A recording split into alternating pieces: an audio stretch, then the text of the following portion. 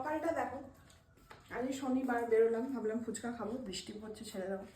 মিত্র ক্যাফেতে গেলাম, খুব একটা ভালো লেগেছে বলবো না। ইচ্ছা ছিল নতুন গুড়ের রসগোল্লা নিয়ে আসবো, বাড়িতে আর অন্য কিছু বাইরে খাবো না, রুটি আলু ভাজা, নতুন গুড়ের রসগোল্লা খাবো। এমন বৃষ্টি শুরু হলো, সব পাঞ্চাল হয়ে গেল। আর যেই ঢুকে বললাম বৃষ্টিও বন্ধ হয়ে গেল। হ্যাঁ, শনিবারটা পুরো একদম মানে মাঠে মারা গেল। যাই হোক, মা আমাকে সুজি বানিয়ে দিয়েছে। যাক, সুজি খাও, মিষ্টি তো, কিন্তু আমাকে সুজি আমি ভালো লাগে না সেরকম।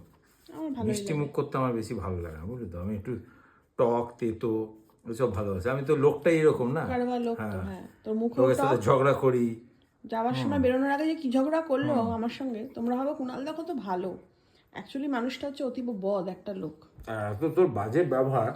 এই যে তোর তীরটা আমার দিকে ঘোরাস না। হ্যাঁ, এত চেঁচাচ্ছিলিস কি মানে আমার বাড়ি এখানে, মোড়টা ওই সামনে কি মিথ্যে 200 কথা মিটার হবে, বাবা। ওখানে লোক শুনতে পাচ্ছে। হ্যাঁ সত্যি, আর আমার লোকগুলো বলছে হ্যাঁ। ছি ছি ছি ছি, স্বামীকে কিভাবে শাসন করে। শাসন করে।